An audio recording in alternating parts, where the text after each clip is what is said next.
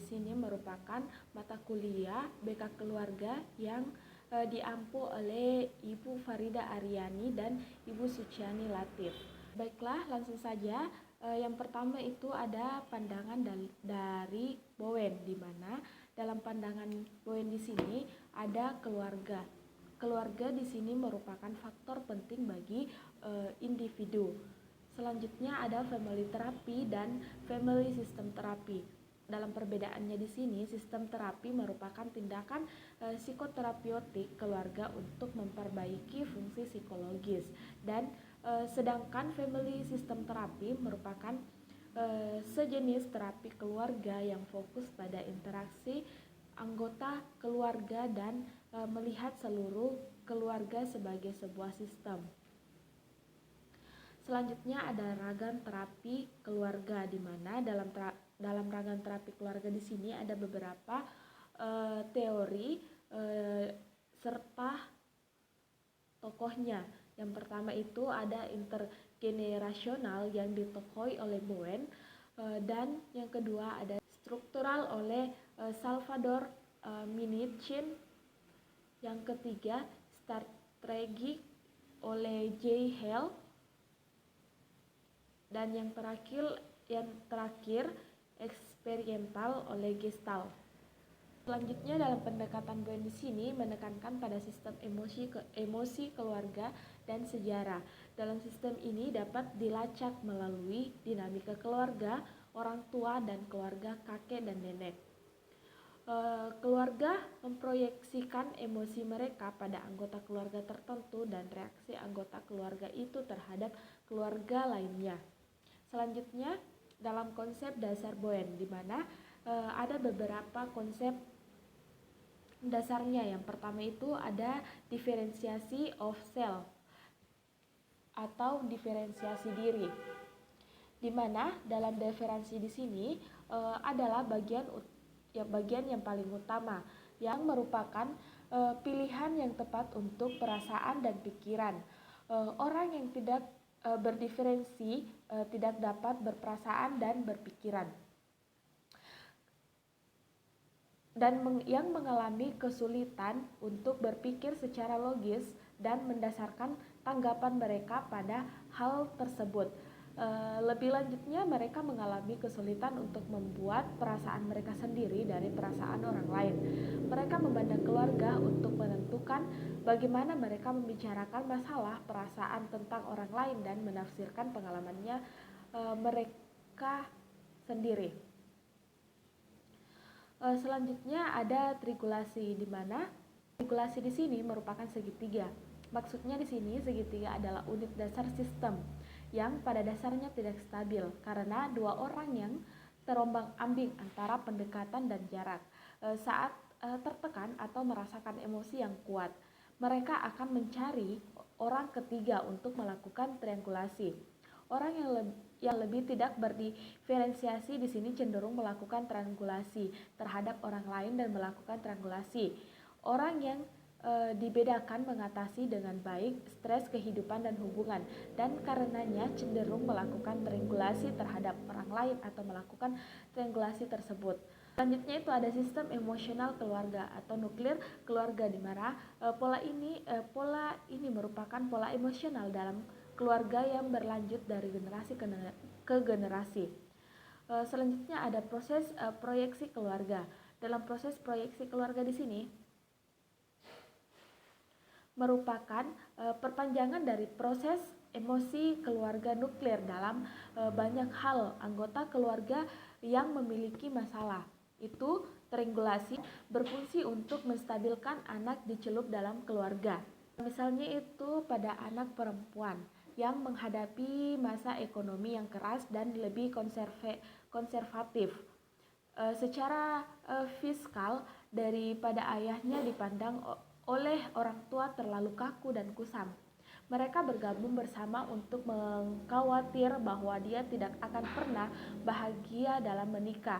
Dia mungkin menerima peran ini dan menjadi seorang yang gila kerja, yang hanya memiliki hubungan yang dangkal atau menolaknya dan mengambil resiko liar yang gagal.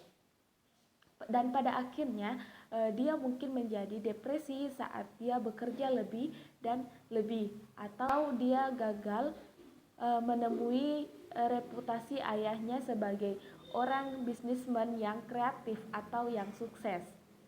Selanjutnya itu ada proses transmisi multigenerasional, di mana dalam proses ini memerlukan cara proses emosional keluarga ditransfer dan dipelihara dari generasi ke generasi, di mana ini menangkap bagaimana seluruh keluarga bergabung dalam the family projection process. Misalnya itu dengan memperkuat kepercayaan keluarga. Seiring keluarga melanjutkan pola ini dari generasi ke generasi, ini juga merujuk kembali ke generasi sebelumnya. Selanjutnya ada sibling procession atau posisi saudara, di mana dalam teori Bowen di sini menekankan urusan saudara percaya bahwa setiap anak memiliki tempat dalam hierarki keluarga, dan karenanya dia cenderung tidak cocok dengan beberapa proyeksi. Saudara tertua kemungkinan besar dianggap terlalu bertanggung jawab dan dewasa, dan yang paling mudah karena terlalu tidak bertanggung jawab dan tidak bisa dipercaya.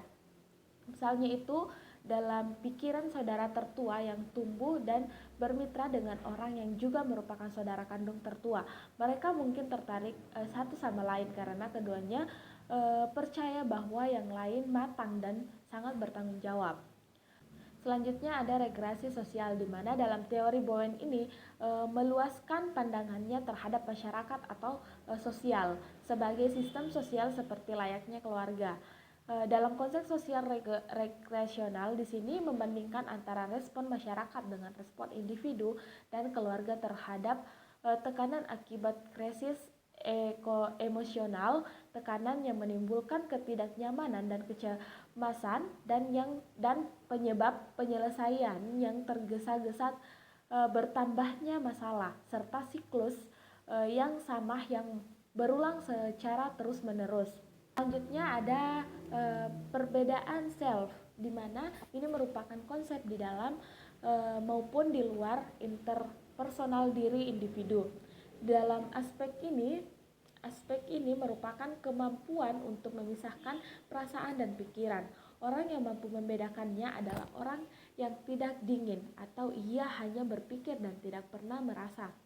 Dalam aspek intrapersonal di sini adalah orang yang tidak mampu membedakan akan bereaksi secara emosional positif maupun negatif terhadap orang lain, dan ia memiliki identitas otonom yang terbatas, dan orang yang mampu membedakan akan mampu mengambil pendirian berdasarkan prinsip-prinsipnya dan mampu mengembangkan kedekatan tanpa dibentuk oleh orang lain. Dan dalam proses pembedaan di sini akan meningkatkan tanggung jawab pada pribadi. Selanjutnya ada segitiga. Dalam segitiga di sini semua hubungan yang signifikan secara emosional dimandingkan oleh pihak ketiga. Di dalamnya terhadap saudara, teman, benda-benda, pekerjaan, dan memori. Dalam hubungan bersifat dinamis ada siklus kedekatan. Dalam segitiga dapat berkembang pada waktu berjauhan.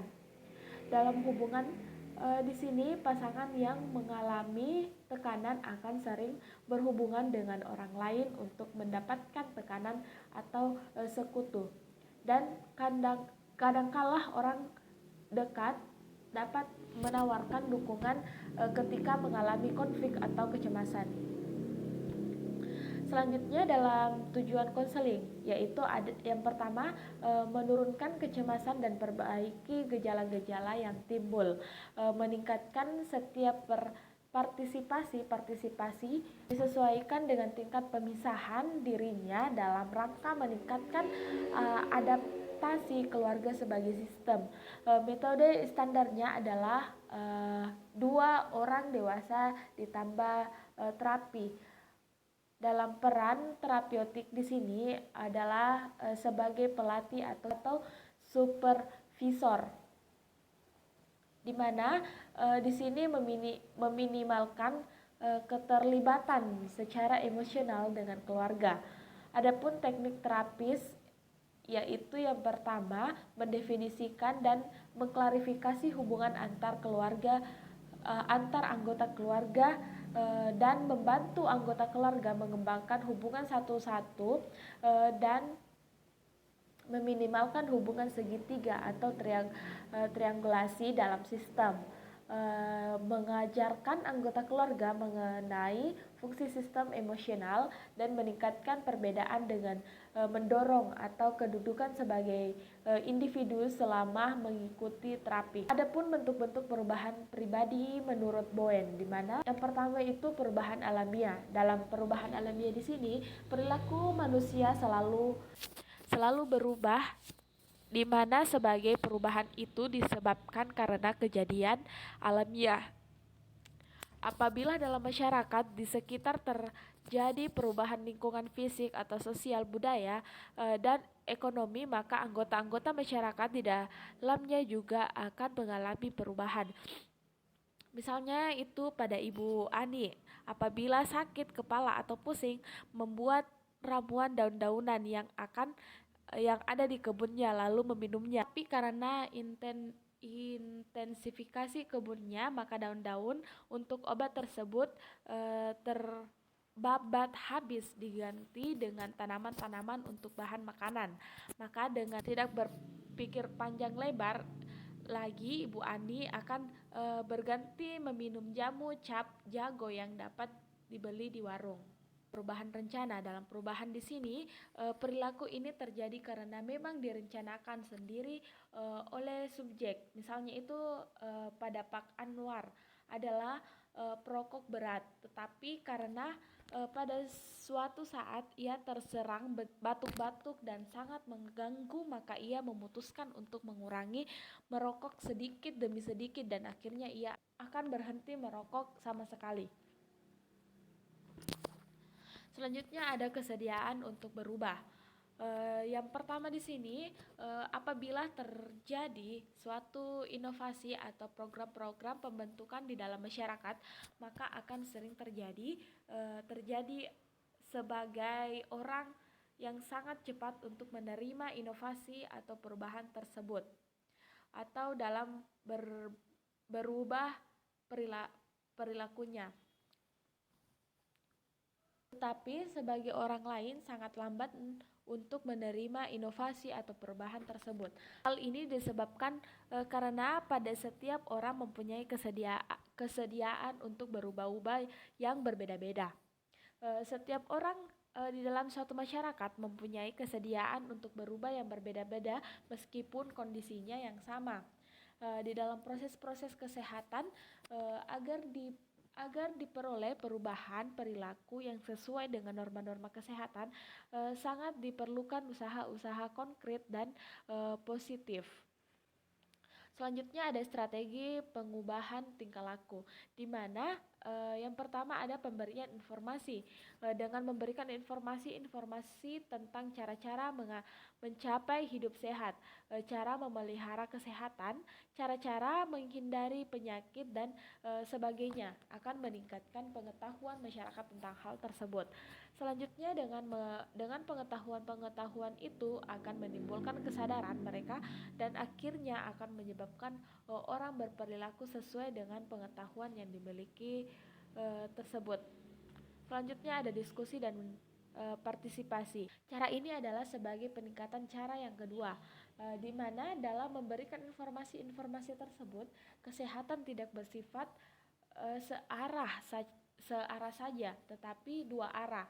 Hal ini berarti bahwa masyarakat tidak hanya pasif menerima informasi saja, tetapi dia juga harus aktif berpartisipasi melalui diskusi-diskusi tentang informasi yang dapat dia terima.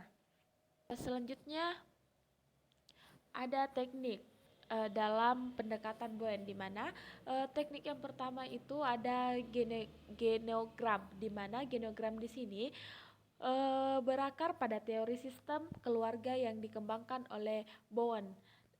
Dalam penggunaan geogram di sini, sesi konseling atau konselor dikenal sebagai pendekatan konseling Bowenian. Dalam teorinya di sini orang terorganisasi ke dalam sistem keluarga yang meliputi generasi, umur, jenis kelamin, atau segala kemiripan lainnya yang bagaimana orang tersebut dituntut untuk berfungsi serta berpengaruh di dalam struktur keluarganya dengan berbagai macam pola hubungan dalam keluarga.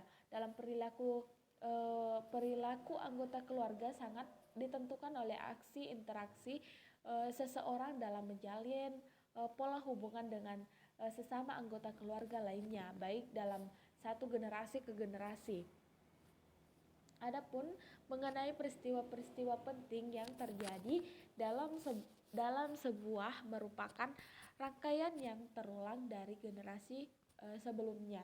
Yang kedua, kembali ke rumah. Yang ketiga, detriangulasi, di mana detriangulasi ini bila mungkin Bowen untuk memisahkan bagian-bagian dari segitiga langsung. Ketika berhadapan dengan masalah keluarga, ia sering melihat orang tua atau salah satu orang yang tertua. Bowen kemudian mencoba dengan menggunakan cara-cara untuk mengembangkan strategi untuk menghadapi dampak dari stres emosional. Kemudian diidentifikasi dengan anggota keluarga lainnya, dan secara umum di sini Bowen lebih suka bekerja dengan anggota sehat dari keluarga orang yang paling dibedakan, sehingga orang yang bisa membuat perubahan di berbagai hubungan keluarga stres. Yang keempat ada hubungan orang per orang, dan yang kelima perbedaan self atau perbedaan diri. Baiklah, itulah pemaparan materi mengenai konseling Bowenian dari saya. Segala kekurangannya mohon dimaafkan. Billahi taufiq wal hidayah. Wassalamualaikum warahmatullahi wabarakatuh.